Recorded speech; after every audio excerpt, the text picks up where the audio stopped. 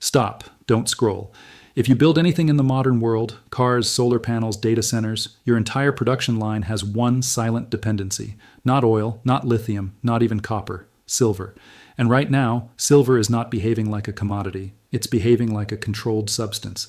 We're sitting near $94 an ounce. The physical market is screaming for immediate metal, and the futures curve is doing something that should make every manufacturer sweat. Backwardation. Translation. People will pay more to get bars now than to get them later. So here's today's nightmare scenario. Mexico doesn't ban silver exports. Mexico weaponizes time. A license here, a customs check there, a registry requirement, a temporary notice, a slow drip. And if that tap slows, the West doesn't just pay more, the West stalls, because the US is not self-sufficient in silver. For years, the largest share of US silver imports has come from Mexico. Now imagine your Tesla. Your products are basically rolling computers, high voltage systems, power electronics, electrical contacts that can't afford resistance, heat, vibration, corrosion. Silver isn't used because it's pretty. Silver is used because it's the best conductor on Earth. And industry estimates say EVs can carry something like 25 to 50 grams of silver. That doesn't sound like much until you multiply it. Hundreds of thousands of vehicles? Millions? Now you're talking millions of ounces, high-purity deliverable metal, competing with solar, electronics, grid hardware, and investors hoarding coins. That's the heart attack. Industrial users run on just-in-time contracts. They don't keep mountain-sized stockpiles of bars. They assume the supply chain will keep breathing. But when the market goes into backwardation, the message is, the patient is gasping. Let's build the map. Fast. The repricing event. This isn't silver is up. This is silver is being repriced. When the price spikes and holds, it's not only speculation, it's a signal that the world is discovering a new floor. Why?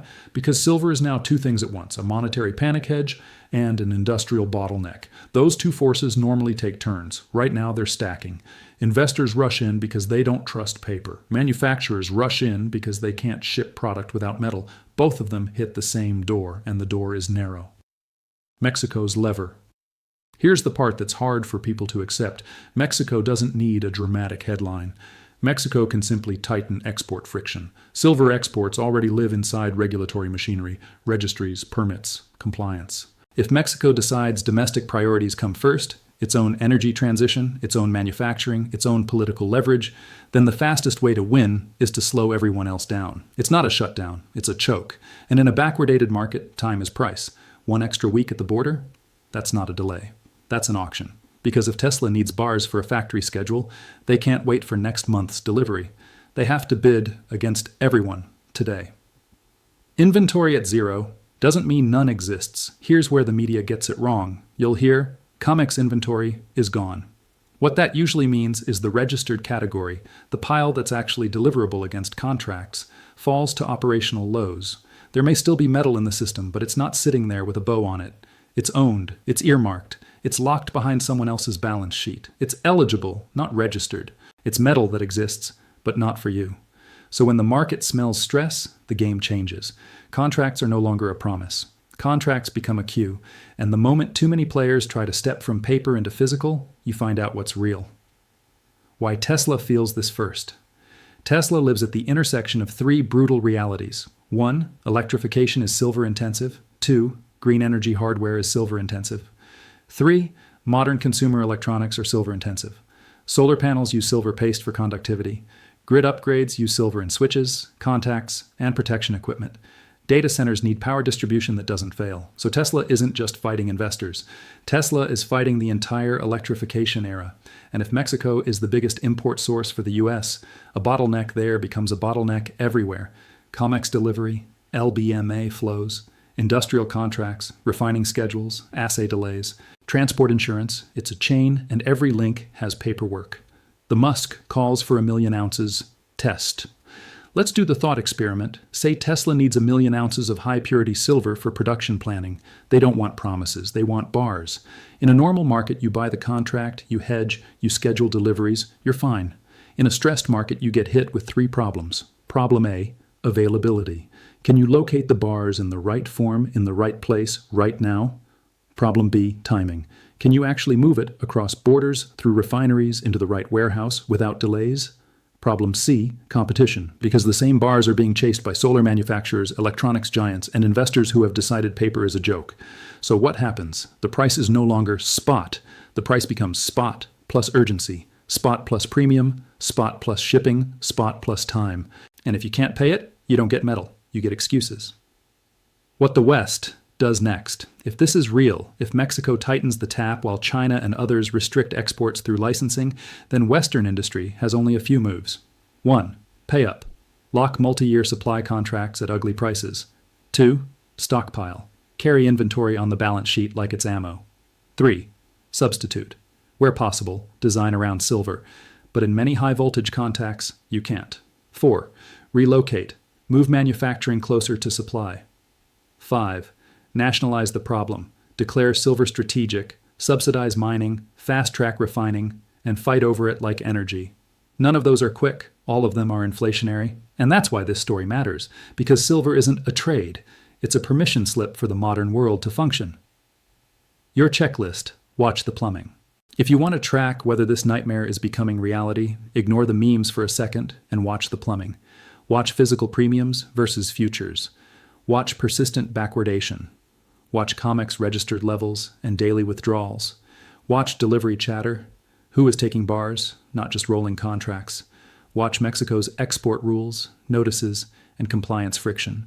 Watch corporate language, supply constraint, allocation, lead times, force majeure. Watch whether manufacturers start prepaying, pre-ordering, or securing refinery capacity. Because when industry panics, it doesn't tweet, it contracts. So here's the question I want you to sit with. What happens to the green transition narrative when the most electrically conductive metal on Earth becomes scarce at the exact moment the world tries to electrify everything? That's Tesla's nightmare. Not a price spike, a delivery failure. And if Mexico can slow the tap, even slightly, the West learns a brutal lesson.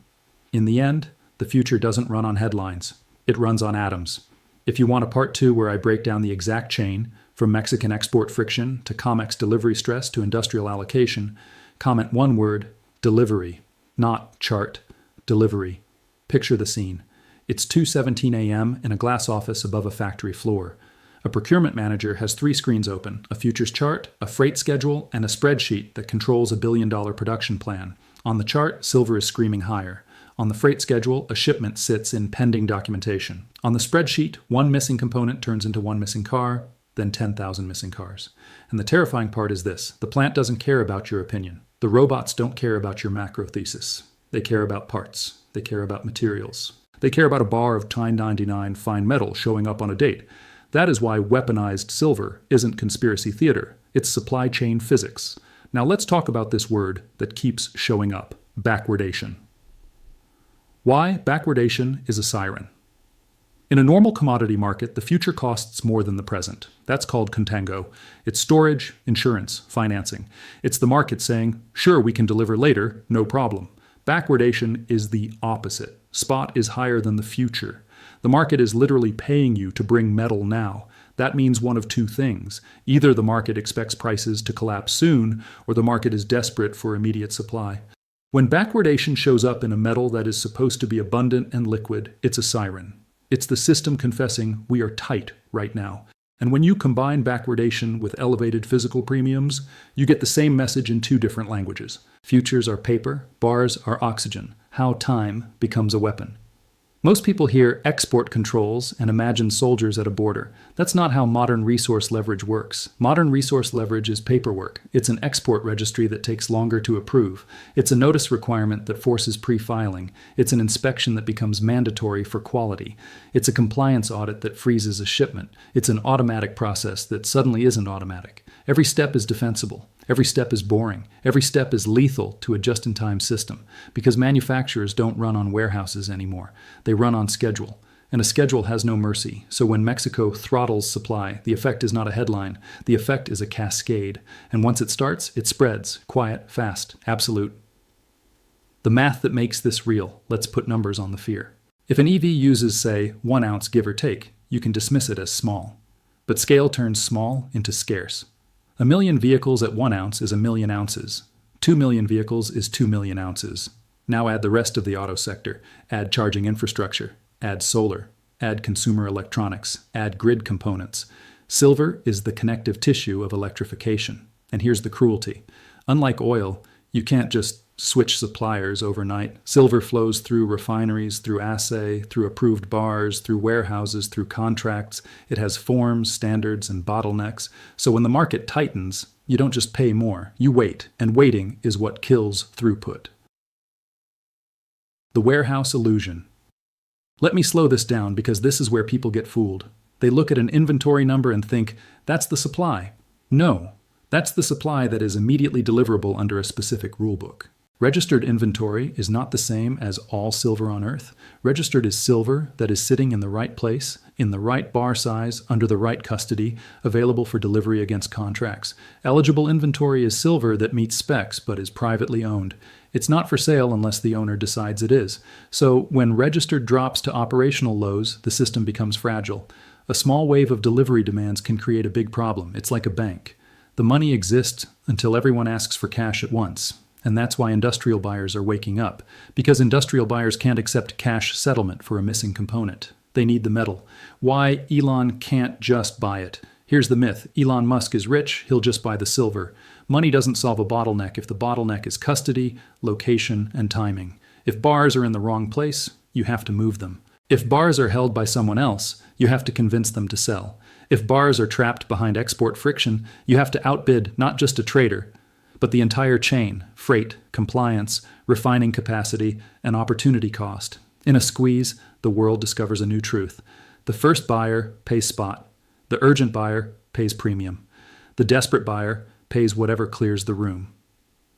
The politics of critical. Now add one more layer. When governments start labeling materials critical, it changes behavior. It tells industries, you're not just buying a metal, you're buying national security risk. That invites policy, subsidies, fast-track permits, strategic stockpiles, tariff carve-outs, and yes, export leverage. So if Mexico sees silver as a national priority, the incentives line up. Keep more at home, capture more value in downstream manufacturing, and use export friction as a negotiating tool. Again, not a ban, a lever. What this looks like in real life. If this story escalates, you will not see it first in price. You will see it in language. Listen for phrases like extended lead times, supplier allocation, temporary production adjustment, component shortages, materials availability, shipping delays due to compliance. We are working closely with partners. That's corporate code for we can't get the stuff. And when you hear that from multiple sectors at once, EVs, solar, electronics, then you're watching silver move from commodity to constraint. The battle plan for viewers. Let me be crystal clear. This channel is not giving you financial advice. This is about understanding a system. So here's the battle plan. As an observer, step 1, separate paper price from physical reality. If spot is calm but premiums are rising, the squeeze is in the pipes. Step 2, track the curve. Persistent backwardation is the market paying for immediacy. Step 3, track inventories but understand categories. Registered stress matters more than total holdings. Step 4, watch policy. Export licensing, customs reforms, registry rules, those are soft bans. Step 5, watch industrial behavior. The moment you see long-term offtake deals, refinery partnerships, and pre-buying, the panic is real.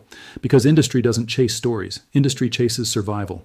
So when you hear Mexico weaponized silver, don't picture a dramatic announcement. Picture a clipboard, picture a stamp, picture a container waiting, and a factory line that costs millions per day sitting quiet.